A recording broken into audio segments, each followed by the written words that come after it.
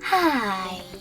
In front of me is OnePlus Nord CE 3 Lite, and today I would like to show you how you can operate split screen view.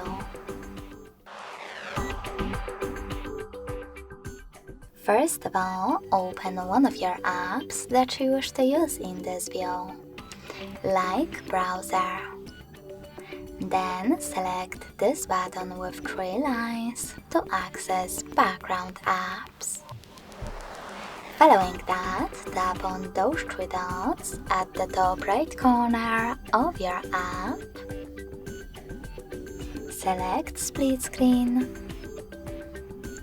and tap on the other one, like Gallery. As you can see, after that, I can use both at the same time.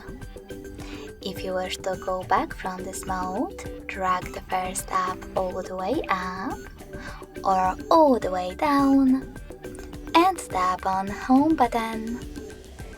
Thanks so much for watching. If you enjoyed this video, smash that like button, comment and subscribe.